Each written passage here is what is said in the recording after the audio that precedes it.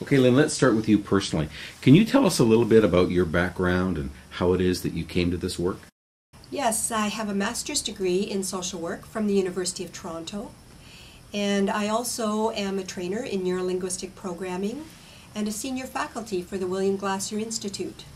Dr. Glasser wrote Reality Therapy. He's the developer of choice theory, and so I've been a faculty with them for many, many years.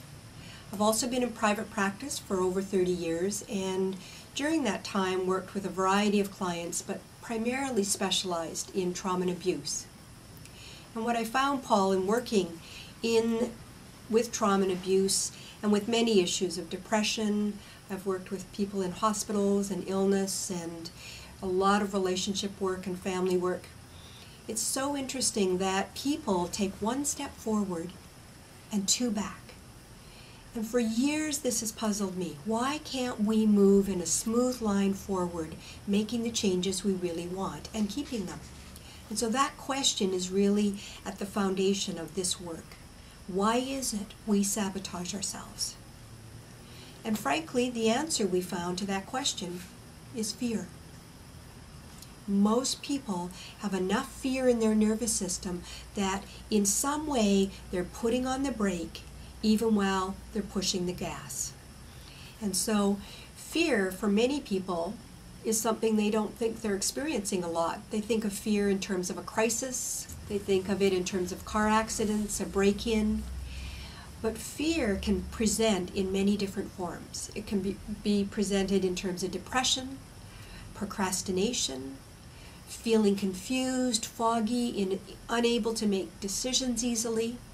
It can show up in terms of anxiety. And so fear is really camouflaged by all of those things, and yet it's the key that's underneath. And so when we work with that piece in this program, imagine that you have a file that got started at the beginning of life and that your system has been putting in that file anything that has shocked your system, where you felt scared, criticized, judged, abandoned, isolated. Any of those emotions feel very threatening to the nervous system. We don't feel safe. And so this file is filled with those experiences. And what happens then is daily life triggers something in that file, and we go into fear.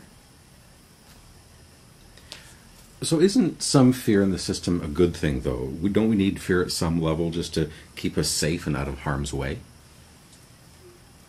Yes, that's what a lot of people believe, that some fear will keep us safe. And I like to differentiate between the capacity to respond to fear and to being in fear in a chronic kind of way.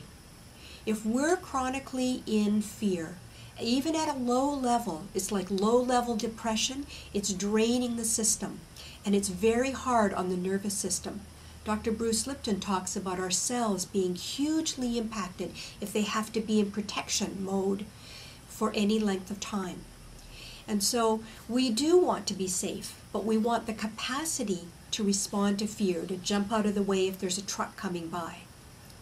The other reason people want to keep fear is they use it as a motivator. They believe they won't do their very best unless they can motivate themselves with fear.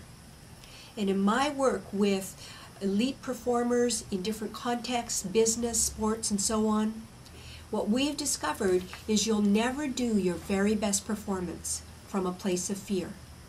And so it's very important for those performers actually to be in the opposite. They want to be in the zone, in the flow of things. They do not want to be in fear because they cannot access their optimum performance, their utmost creativity.